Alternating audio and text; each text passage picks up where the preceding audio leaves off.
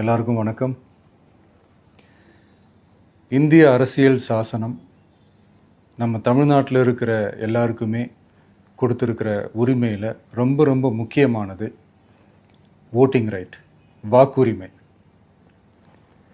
ஒரு மனுஷன் உயிரோடு இருக்கான்றதுக்கு அடையாளமாக இருக்கிறதுல அவனோட ஓட்டுரிமை ரொம்ப முக்கியம். அதனால தான் voting is not only our right but also our life. ஒரு முக்கியமான விஷயத்தை பற்றி இப்போ நான் உங்ககிட்ட ஷேர் பண்ண போகிறேன்.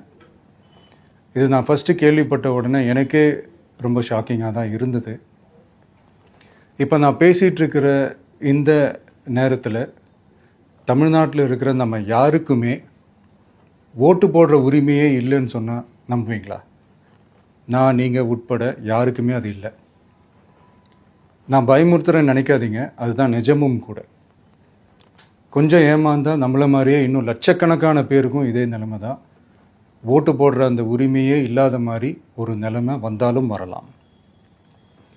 இதுக்கு மெயின் ரீசன் அந்த எஸ்ஐஆர், ஸ்பெஷல் இன்டென்சிவ் ரிவிஷன், சிறப்பு தீவிர திருத்தம்.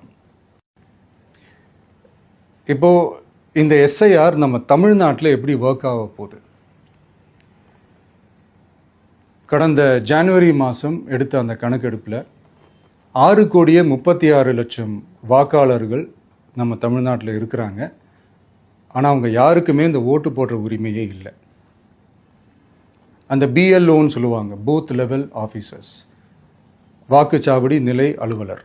அவங்க தான் வீடு வீடாக போய் அந்த ஃபார்மை கொடுப்பாங்க. அதை நம்ம ஃபில்அப் பண்ணி கொடுக்கணும்.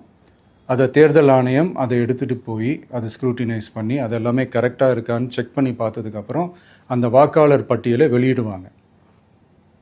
அந்த வாக்காளர் பட்டியலில் நம்ம பேர் இருக்கணும், அப்போ தான் நம்மளால் ஓட்டு போட முடியும்.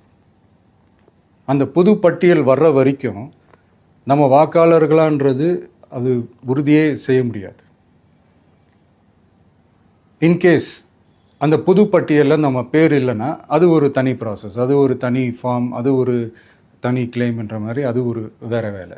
ஸோ இந்த மாதிரி நிறையா சிரமங்கள் குழப்பங்கள் இருக்கிறதுனால மக்களுக்கு இது மேலே ஒரு கன்ஃபியூஷன் ஒன்று இருக்குது. இது என்ன வெரிஃபிகேஷனா இல்லை ஒரு மறைமுக ரீரெஜிஸ்ட்ரேஷனா இல்லை இது ஒரு நியூ ரெஜிஸ்ட்ரேஷன் மாதிரியே தானா அப்படின்ற மாதிரி நிறைய கன்ஃபியூஷன் இருக்குது. அவங்க செய்ய வேண்டியதெல்லாம் ஒன்று தான். இந்த மாதிரி வீடு வீடாக போய் அந்த என்யூமரேஷன் ஃபார்ம் நம்ம ஃபில்அப் பண்ணி கொடுக்கும்போது அதுக்கான அக்னாலேஜ்மெண்ட்டை அந்த பிஎல்ஓ அந்த ஆஃபீஸர்கிட்ட இருந்து நீங்கள் வாங்கிக்கணும். அது ரொம்ப ரொம்ப முக்கியம்.